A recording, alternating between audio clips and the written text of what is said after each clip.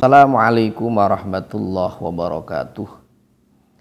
Alhamdulillahi rabbil alamin. Assalatu wassalamu ala sayyidina Muhammadin wa ala alihi wa ashabihi ajmain wa ba'du. Saudaraku semuanya, alhamdulillah di tahun baru Hijriyah ini kita kembali berjumpa untuk bersilaturahmi bersama-sama menyebarkan kebaikan melalui Hasan Yufri Multimedia. Kita semua berharap moga-moga media ini menjadi sarana ibadah dan keberkahan untuk kita semuanya. Saat ini saya akan menyampaikan tentang prestasi. Allah Subhanahu wa Ta'ala menciptakan semua makhluk ini, tidak ada satupun yang sia-sia termasuk kita. Oleh karenanya alangkah ruginya kalau kita ketika meninggalkan dunia ini tidak memiliki satu prestasi pun. Prestasi di sini artinya adalah sesuatu yang bermanfaat, yang dikenang oleh banyak orang sebagai hal yang baik. Prestasi seseorang itu berbeda-beda, tidak harus sama. Bahkan sebagai sebuah kesatuan tim, umat Islam ini ibarat satu tim sepak bola di mana semuanya memiliki peran yang sangat penting. Dalam sebuah kesebelasan sepak bola ada seorang striker atau penyerang, ada juga pemain yang bertugas berada di lapangan tengah, ada juga yang menjadi stopper atau back di belakang, ada juga yang bertugas menjadi penjaga gawang, ada juga yang bertugas sebagai pelatih dan lain sebagainya. Kemenangannya adalah kemenangan bersama, bukan kemenangan individual.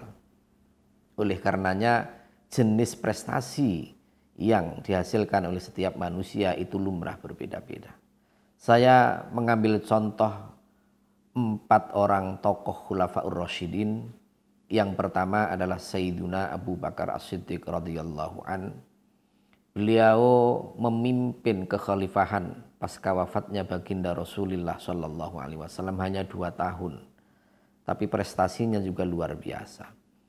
Saya bisa menyebut prestasi yang pertama, beliau kokoh dan sangat yakin untuk mempertahankan syariat Islam dengan cara memerangi orang-orang yang membangkang membayar pajak, di mana pada saat itu mayoritas sahabat menjadi ragu-ragu ketika ada sebagian umat Islam yang mau sholat tapi tidak mau membayar zakat. Tapi Abu Bakar As-Siddiq dengan teguh untuk memerangi mereka sehingga ajaran Islam menjadi selamat dan Islam memperoleh kemenangan. Pemimpin yang kedua adalah Sayyiduna Umar bin Khattab, juga menorehkan prestasi, tentu berbeda dengan Abu Bakar As-Siddiq. Sayyiduna Umar bin Khattab radhiyallahu an memulai prestasinya dengan menciptakan tahun baru Islam, yaitu tahun baru Hijriyah. Di mana bangsa Arab pada saat itu masih menggunakan tahun-tahun Arab. Nama hari juga nama-nama Arab. Umar bin Khattab kemudian memproklamirkan dimulainya tahun baru Hijriyah, di mana tahun 1 Hijriyah adalah pada saat hijrahnya baginda Rasulullah sallallahu alaihi wasallam.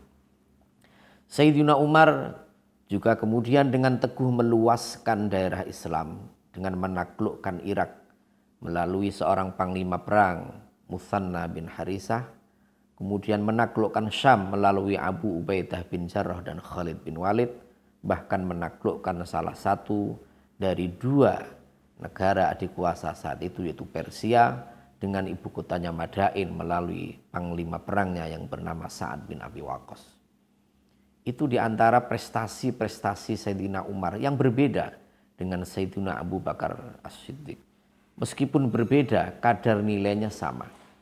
Begitu juga Sayyidina Utsman bin Affan juga sangat berprestasi, yang meskipun jenis prestasinya berbeda dengan pendahulunya.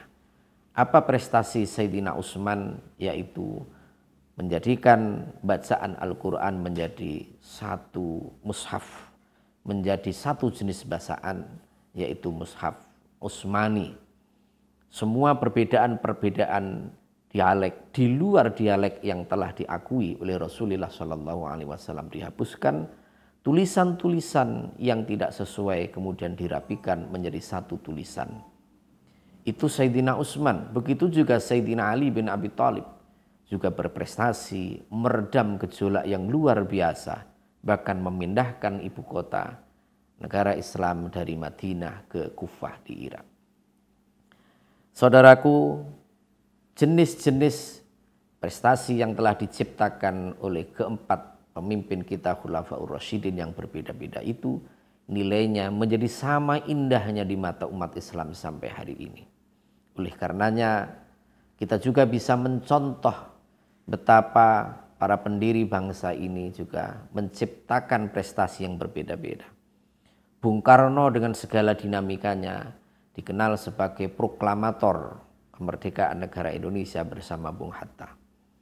Ada juga seorang tokoh yang sangat berprestasi dengan umur yang tidak panjang, yaitu Jenderal Sudirman yang wafat di usia 34 tahun. Apa prestasinya?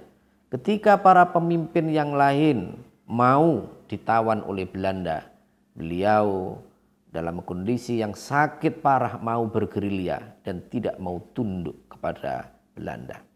Apa hasilnya dari perjuangan Jenderal Sudirman ini?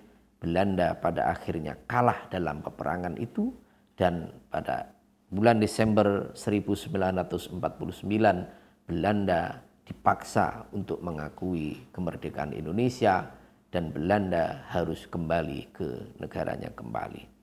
Jenis prestasi Jenderal Sudirman berbeda dengan prestasinya Soekarno dan Hatta, tetapi semuanya menjadi prestasi yang sangat indah untuk kita kenang, untuk kita contoh bersama-sama. Oleh karenanya melalui mimbar ini mari kita menanamkan dan menancapkan prestasi kita di bidang kita masing-masing. Ada banyak lahan, ada banyak harapan yang bisa kita kerjakan supaya kita menjadi orang yang berprestasi. Dan pada akhirnya ketika kita dipanggil oleh Allah Subhanahu wa Ta'ala, generasi kita selanjutnya bisa meneladani kita sebagai orang yang baik, orang yang pernah berjasa, orang yang pernah memberikan teladan yang baik di lingkungannya. Demikian, moga-moga bisa menambah manfaat dan keberkahan untuk kita semua. Wallahul muwaffiq ila aqwamit thoriq. Assalamualaikum warahmatullahi wabarakatuh.